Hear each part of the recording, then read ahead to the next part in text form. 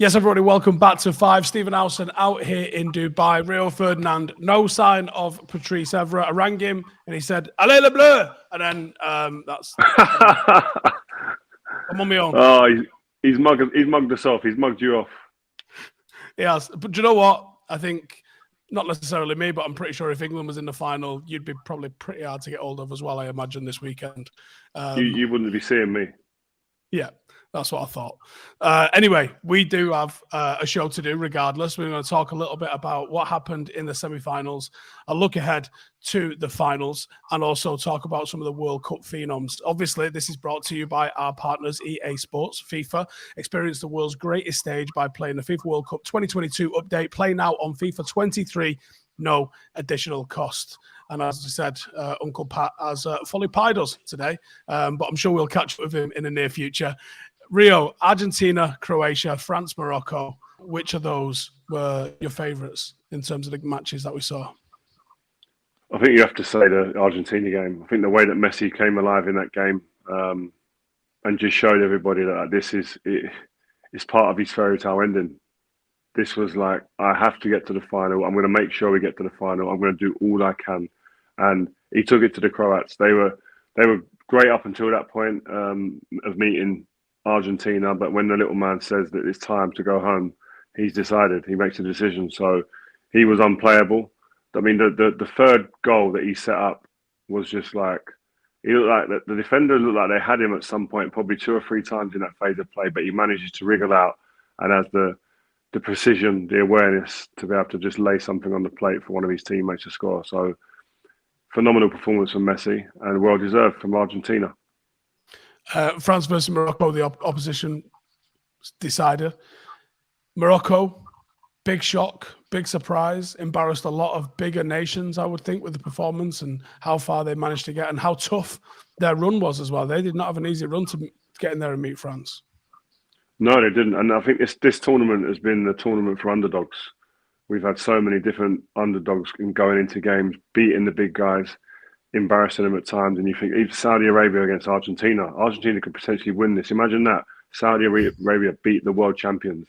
Like, that's where we're at. Morocco, they came into the game against France and everybody gave them a chance based on the performances against the likes of Spain, against Portugal. So it was great for them, but again, I think with Morocco, I think injuries played a big part for them. Their squad was threadbare at the end of it, but they're playing against a really, really, really solid, really unified France team with loads of quality.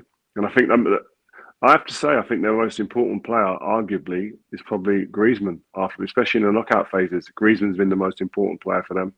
And Mbappe is obviously the stardust. And I'm really interested to see how the final plays out. Yeah, speaking about the final, we have obviously the storyline surrounding Lionel Messi and everything that's building towards that. We've also got the storylines on the other side with Mbappe could win his second World Cup at just 23 years of age. As you mentioned, Griezmann's playing phenomenally well at the moment.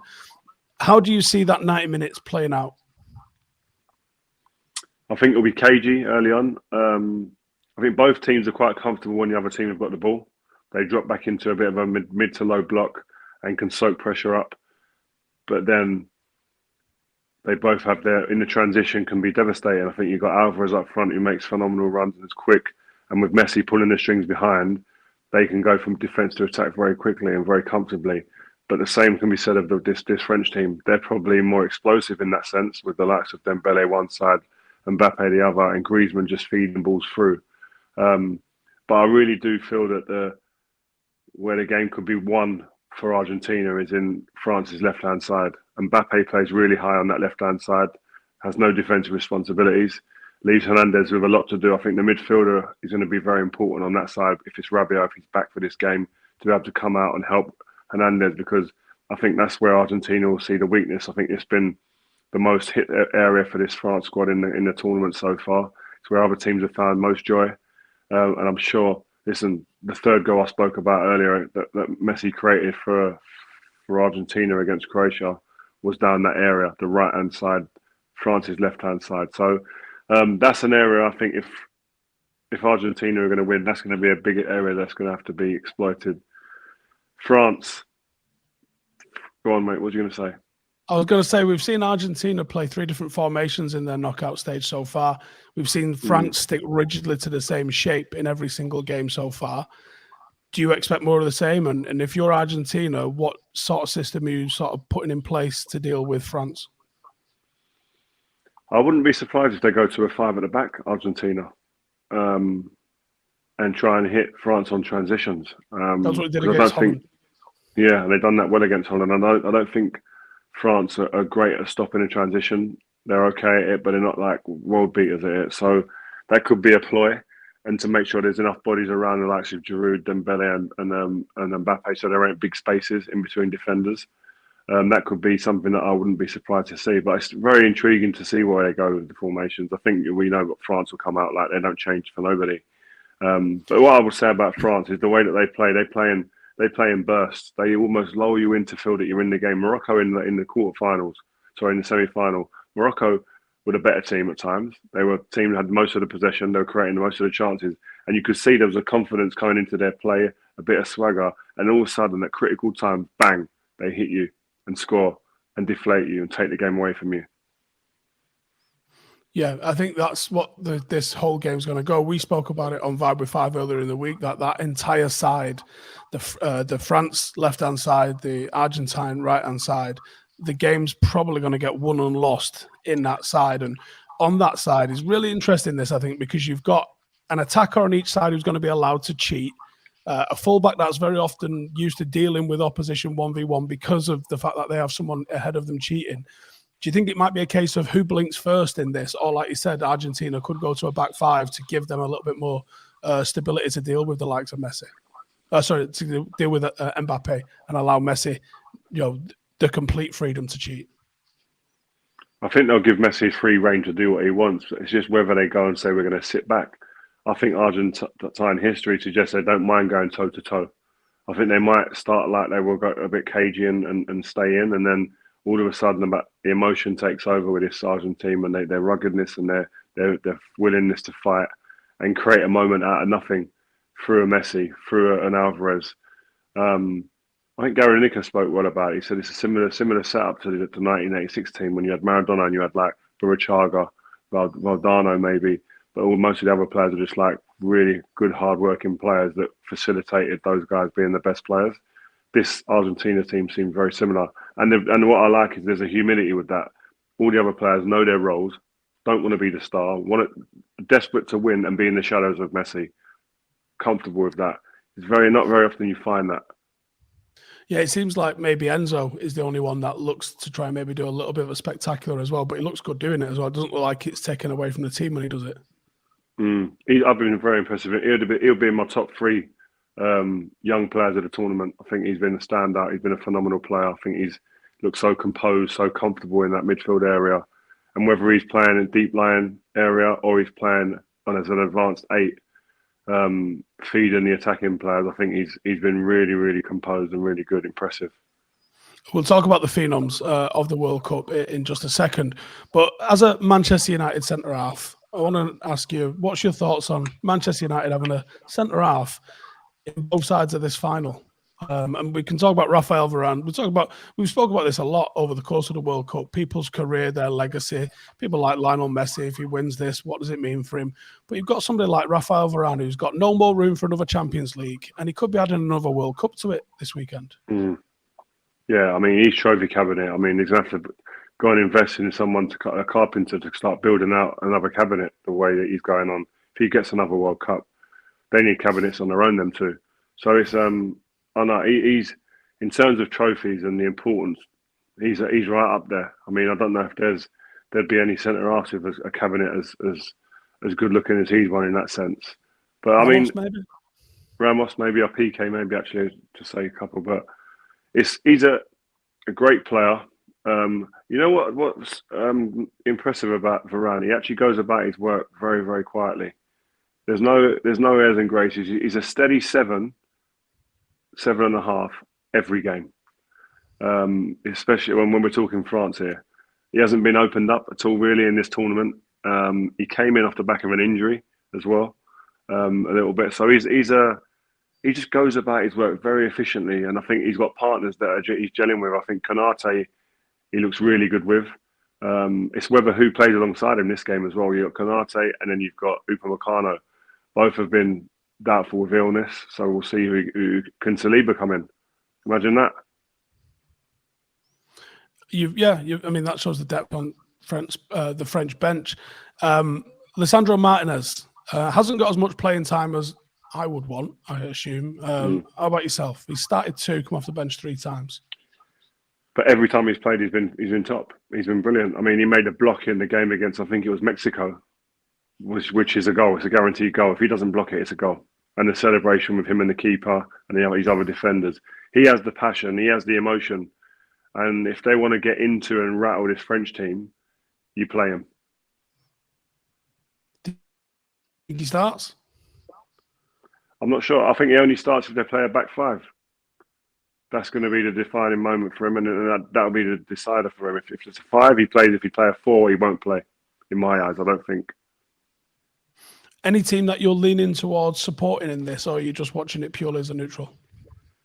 I'm watching this purely as a neutral, and I'm just.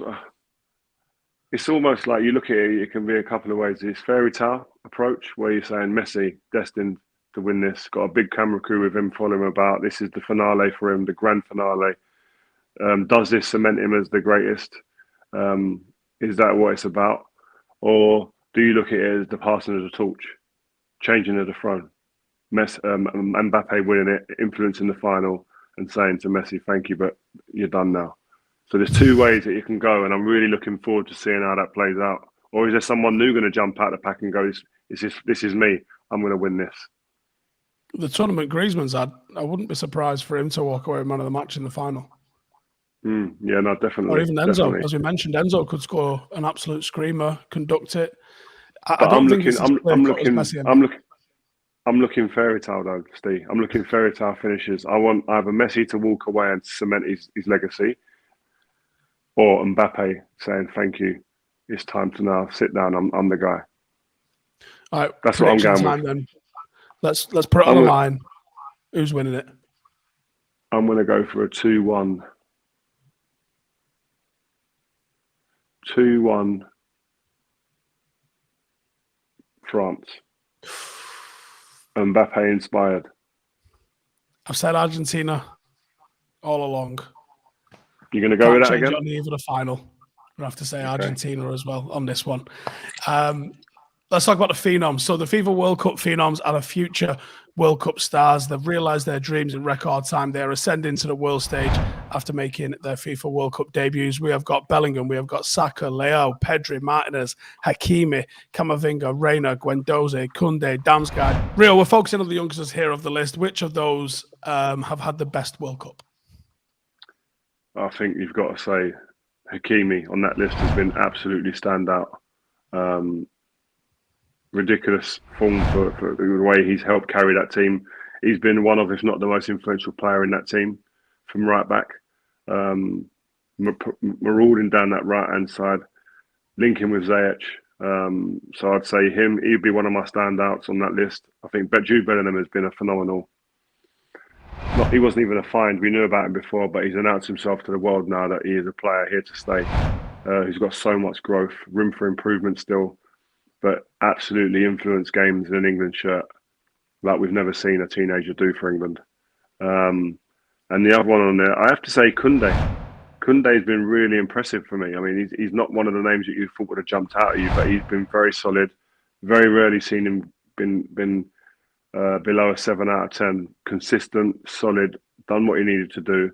And that side of the pitch has been, if he looks at it and compares it to the opposite side of the pitch, where Hernandez is, he's saying, I'm doing my job. No one's getting down my area. Not many goals or chances have been created in my area. So, and I think he's proved his worth. Which of these are you most excited about watching develop next few years? I think I know who. Pedri, I've got to say, I'm excited to see how Pedri does. And just to see how I mean, there's a few on there. I mean, the obvious ones is Bellingham. You want to see how the guys I mentioned. I want to see how they improve. But Pedri, because of the similarities and that people are talking about with Xavis and the Iniestas, and just to see what level he can get to. He might be limited by the quality around him at Barcelona that the Xavi and Iniesta they had. He might be limited that he hasn't got the same quality around him. But I like to see how he does. But as much I want to see how Camavinga does, because the way he impacted the Champions League last season of coming on and really seeing out games for Real Madrid was nothing short of like miraculous. And he hasn't had a sniff really. He played one game on the left-hand side out of position for France and hasn't seen the pitch since. But I think going forward, he could become a really big player in European football. And then finally, which of those would you like to see come over to the Premier League? Bellingham, English, flying the flag abroad. He's done his bit in Germany. Time to come home, baby. Any particular club? Oh, Manchester United. Bring him there. Make that your home, Jude. Make that your home. You come and help change, shift the culture and take the club back to the heights it should be at. Right, then to close it up, we're going to do a little bit of FIFA this or that. This time we're going to focus just on the Phenom. So Rio, Camavinga or Bellingham? Bellingham. Based off of this World Cup, you have to go with Bellingham. He had the minutes on the pitch. He performed. Bellingham. Saka or Pedri? Saka again. Outperformed Pedri this World Cup. 3 goals. You have to put him in there. He was probably, I think he would arguably be our best attacking player. Leao or Martinez? Leao. Both have had limited minutes at the tournament, but I think if I was a manager and I wanted to purchase one of those 2 strikers, Leao would be first on my list out of those 2. I think I know which one this one's going to go. Hakimi or Koundé? Hakimi all day long. Koundé's had a very good, solid World Cup, but I'd say Hakimi goes down as probably the right back of the tournament, and I'll say him comfortably. Right, thank you guys for watching. Remember to check out FIFA World Cup 2022 update on FIFA 23 and play now at no additional cost. From Rio, myself, everybody at 5, and our partners at EA Sports. Thanks for watching, and we'll see you in the next one. Laters.